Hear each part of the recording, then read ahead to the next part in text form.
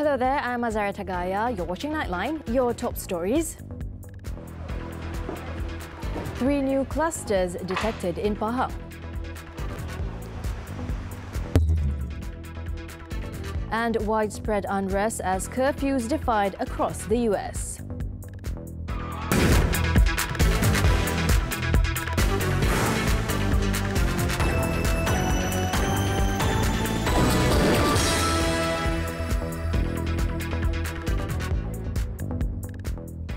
Good morning. 3 new COVID-19 clusters with a total of 15 cases have been detected in a plantation, a timber factory and a construction company in Pahang. Health Director General Datuk Dr. Nur Hisham Abdullah said 7 new cases were detected at a plantation in Bera, 6 cases were found positive at a timber factory in Maran and 2 were confirmed at a construction company also in Maran. The 3 new clusters were part of the health officer's surveillance action or random sampling. Daripada 47 kes penularan COVID-19 di dalam negara, 43 kes adalah kes bukan warga negara, di mana 24 kes telah dikesan di depo tahanan imigresen Sepang dan 15 kes dikesan di Pahang yang merangkumi 3 kluster pekerja bukan warga negara. Dan masing-masing 1 kes bukan warga negara daripada kluster Sungai Lui, pekerja di Klang, Pati dan 1 kes kluster Pudu. Oleh itu, kes penularan COVID-19 di dalam negara di kalangan warga negara Malaysia adalah 4 kes sahaja. Meanwhile, Malaysia recorded 57 new COVID-19 cases on Sunday, of which only 4 were local transmissions between Malaysians. Out of the 57 cases reported, 10 were imported cases, while 43 local cases involved non-Malaysians, bringing the total number of active cases to 1,351.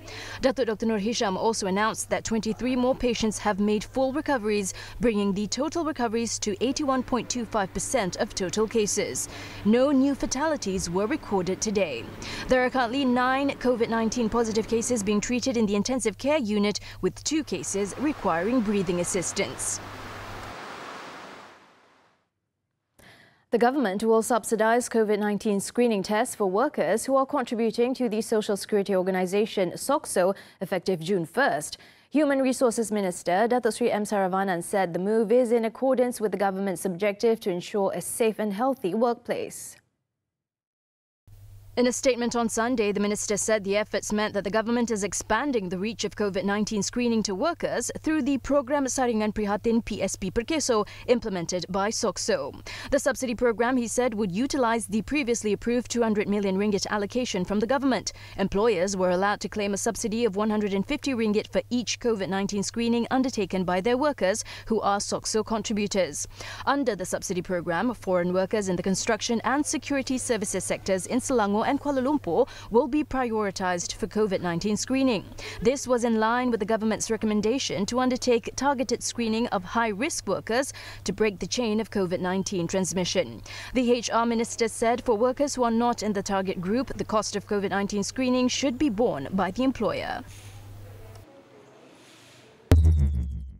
In Shah Alam, all 122 construction workers at University Technology Mara UiTM Hospital's Puncak Alam campus have undergone the COVID-19 screening. The initiative was in line with the government's call to support its efforts in breaking the chain of COVID-19 infection. So, alhamdulillah semua teratur. SOP yang ditetapkan semua berjalan lancar. Kita anggarkan lebih kurang 100 lebih pekerja akan disaring pada hari ini. Kita akan berterusan. Maknanya bukan hari ini adalah hari yang terakhir. Kita akan teruskan selama beberapa hari sehingga kita selesai. Dan semua akan terlibat. 28 workers at the construction site, including the contractor, and 94 foreign workers are in the screening list. To monitor the process, 14 medical officers, including the police and representatives of the construction company, have been dispatched. The initiative will be expanded to all of the company's construction workers, involving more than 700 foreign workers. The government's offer for undocumented migrants to get tested for COVID-19 ultimately ended when none of them stepped forward.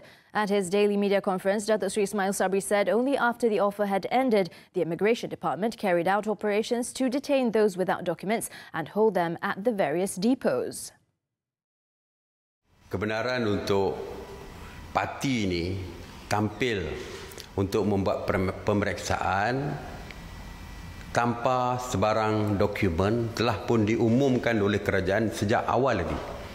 Apabila kita timbul isu terdapat parti yang positif, apabila kita membuat PKPD, maka kita offer mereka supaya keluar. Saya sendiri sewaktu PC membuat pengumuman supaya mereka dibenarkan walaupun tanpa dokumen untuk membuat saringan. Tetapi tidak ada parti yang keluar ketika itu dan seterusnya. Jadi tawaran, bukan pengampunan, tawaran untuk memeriksa mereka tanpa dokumen itu kita kira telah pun tamat. Jadi tindakan Jabatan Immigration adalah mencari parti-parti ini seperti biasalah, gerakan-gerakan seperti biasa, iaitu untuk mencari dan menangkap parti ini diteruskan. Yang ditangkap tanpa dokumen akan ditempatkan di depo tahanan dan disaring di dalam depo tahanan. Yang positif dihantar ke hospital khas Maib, yang negatif seperti saya sebutkan kita akan hantar mereka pulang. Putrajaya's move to detain undocumented migrants as the country battles COVID-19 had previously come under criticism from human rights groups concerned that these raids would force the migrants to go into hiding and hamper efforts to prevent the virus from spreading.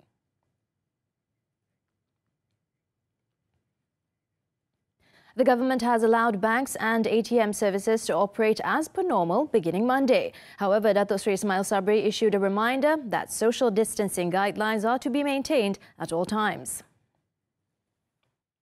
Kerajaan memutuskan bahawa operasi mesin juruwang automatik ataupun ATM yang dulunya beroperasi daripada pukul 8 pagi hingga 8 malam boleh beroperasi seperti biasa, seperti waktu-waktu sebelum PKP diperkenalkan.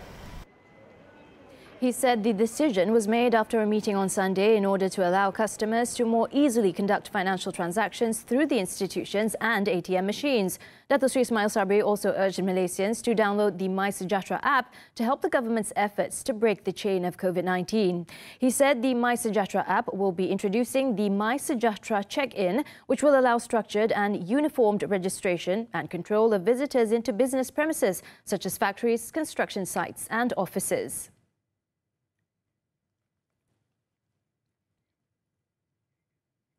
More sectors of the economy, particularly involving smaller industry players, could be given permission to operate soon. Datuk Seri Ismail Sabri said the government had received numerous applications from various parties whose incomes have been severely affected, including hawkers and Pasar Malam traders.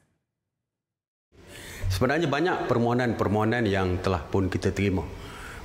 Hari ini jurufoto, semalam 2 hari lepas kita bincang di dalam mesyuarat khas menteri-menteri pagi, setiap pagi tersebut, iaitu permohonan daripada persatuan penjaja, iaitu bila mereka boleh membuka perniagaan, pasar malam, pasar pekan sehari, pasar pagi dan sebagainya. Jadi perkara-perkara ini kita sedang bincangkan, untuk pasar malam misalnya. Saya telah pun meminta supaya Persatuan Penjaja Pasar Malam berbincang dengan pihak MKN dan Kesihatan dan Kementerian Kesihatan supaya mereka boleh mengeluarkan satu SOP. Datuk Seri Ismail Sabri had previously agreed to raise the issue of granting permission to freelance photographers who wish to carry out photo shoots for weddings.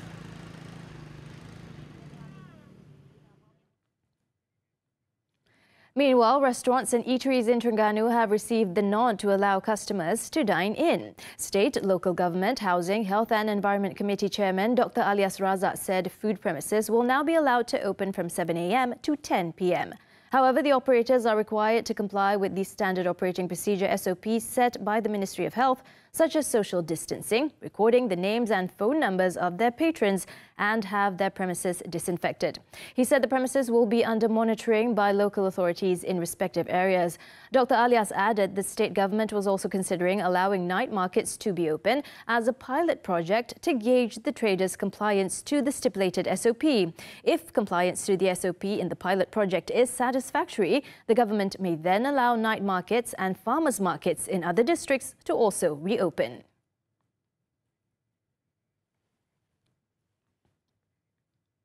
The Federal Police is tracking down certain individuals who made unauthorized interstate travel. The Inspector General of Police said certain individuals were believed to have taken advantage of the situation after the government allowed certain sectors to be operational during the Conditional Movement Control Order, CMCO. While appealing to all parties to comply with the stipulated regulations, Tan Sri Abdul Hamid Badoor said such unauthorized interstate travel is detrimental to efforts to stop the spread of COVID-19. The country's top cop also reminded the people not to take advantage of the situation by travelling interstate without authorization and violating the conditional MCO, adding that the police do not prefer to issue compounds to those who violate the conditional MCO. The IGP also added that he hopes the people who do not have any emergencies or are not involved in the essential services sectors to stay home and not go on Hari Raya visits or travel interstate without authorization. He said the main goal of the CMCO is to curb, stop and prevent the spread of COVID-19.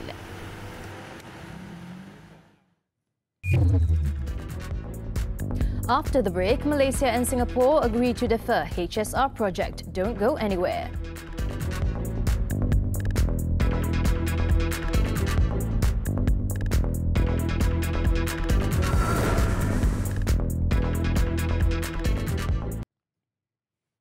Back with us on Nightline, Malaysia and Singapore have agreed to extend the deferment of the Kuala Lumpur-Singapore High-Speed Rail HSR project until the end of the year. Senior Minister, cum International Trade and Industry Minister, Datuk Sri Muhammad Azmin Ali said both governments have also agreed to resume discussions on the HSR infrastructure project with proposed changes in commercial and technical aspects. He said that he has been asked by the Cabinet to lead the Malaysian team in the discussions with the Singapore government on the project. The decision was reached after both sides mutually agreed to extend the deferment of the Kuala Lumpur-Singapore high-speed rail project to December 31st this year. The HSR is a postponed railway project to link Kuala Lumpur, Malaysia to Singapore via a high-speed rail line. Previously, both governments had agreed to suspend the construction of the bilateral project until May 31st, 2020 to find the best way forward for the project. The Energy and Natural Resources Ministry has asked Tenaga Nasional Berhad TNB to give an explanation on the issue of discounts and electricity bills which has sparked outrage among the public. Its Minister, Datuk Dr. Shamsul Anwar Nasara, said he would be meeting TNB's top management regarding the matter at his office in Putrajaya on Monday. Consumers have been voicing their dissatisfaction about TNB billing on various platforms, including social media, after the utility resumed manual reading of meters since May 15th. The manual reading of meters was stopped temporarily on March 18th when the government imposed the Movement Control Order MCO to tackle the spread of COVID-19 in the country. On May 28th, Datuk Dr. Shamsul Anwar urged dissatisfied consumers to lodge complaints with TNB or the Energy Commission.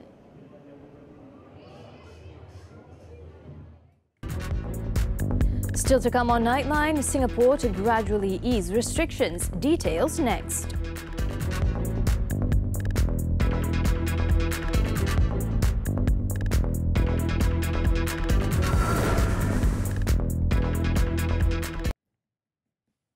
The foreign news now. Curfews have been ordered in cities across the United States to try to stem the violent clashes between protesters and the police over the death of a black man, George Floyd, in police custody.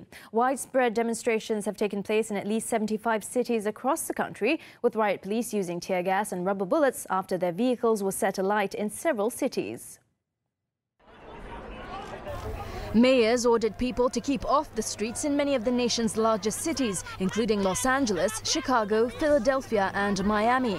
And governors in at least 8 states, including Georgia, Kentucky, Ohio, Colorado and Tennessee, activated the National Guard, the reserve military force, in an attempt to impose order with little success. The forceful response reflected the desire of authorities to halt the violent protests that have spread nationwide since Floyd, aged 46, died after being pinned down by a white Minneapolis policeman. The now former policeman, Derek Chauvin, aged 44, has been charged with murder in Minneapolis and is due to appear in court on Monday. 3 other policemen present at the time have also since been sacked. Meanwhile, President Donald Trump urged healing over the death of Floyd, but said he could not allow mobs to dominate. Singapore's movement control order period will end on Monday, with measures to be progressively lifted in 3 phases starting the next day. Under Phase 1 of reopening, businesses that operate in settings with lower transmission risk will be allowed to resume, subject to issued safe distancing guidelines. Hairdressers and barbers may also resume offering full services. Other services such as motor vehicle servicing, aircon servicing, printing, basic pet services, school bookshops and retail shops selling school uniforms will also be allowed to reopen as well. However, most retail outlets and other personal services will not reopen during this phase, and dining in at food and beverage outlets will continue to be disallowed. Places of worship may reopen for private worship, limited to a maximum of 5 members of the same household praying together at any one time. Other services such as marriage solemnizations, wakes and funerals may also be held with no more than 10 people present at any one time. Transition from Phase 1 to the next one will depend on the number of community transmissions in the first 2 weeks of post-MCO reopening. Singapore reported 518 new COVID-19 cases as of noon on Sunday, taking the country's total number of infections to 34,884. There were 3 Singaporeans or permanent residents, with the vast majority of the new cases work permit holders residing in foreign worker dormitories. The Indonesian government will gradually open shopping malls, restaurants and entertainment sites starting June in an attempt to jumpstart the COVID-19 pandemic-hit economy, even as new cases continue to climb.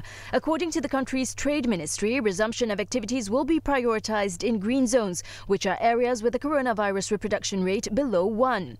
There are currently 100 such green zones scattered across 8 provinces, including the country's capital, Jakarta. Indonesia on Sunday reported 700 new coronavirus infections, taking the tally in the Southeast Asian nation to 26,473, with 40 new deaths, taking the total to 1,613, while 7,308 people have recovered. Saudi Arabia's mosques opened their doors to Muslims on Sunday for the first time in more than 2 months as the kingdom eased restrictions imposed to combat the coronavirus. The congregation, however, headed to the mosque amid strict regulations requiring use of face masks and personal prayer mats, avoiding handshakes and standing at least 2 meters apart.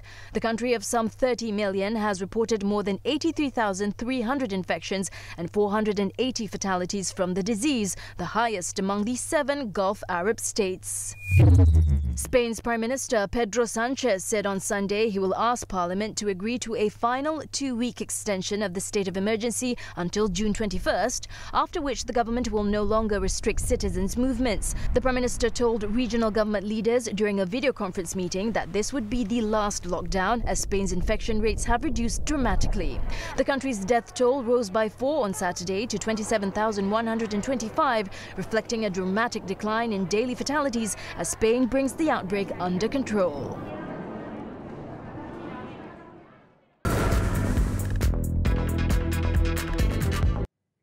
Now let's take a look at the highlights in Malaysia's main newspapers for Monday, June 1st. Violent protests across the United States takes the centre page of New Straits Times. Best-selling Malay newspaper Harian Metro focuses on an 8-year-old girl who died after suffering 60 hornet stings. Berita Harian highlights on the reopening of more small sectors as COVID-19 infections remain low as the public abides to the SOPs. While the Malaysian Reserve features an article on retail investors fueling the rise of local stock markets despite the scourge of COVID-19. Do get your copies today or subscribe to the e-paper. Now, TV3 celebrates its glorious 36th anniversary on Monday. The television network was first established on June 1st, 1984 and remains the most watched channel in Malaysia today. We'd like to take this opportunity to thank all our loyal viewers that have been supporting us from day one.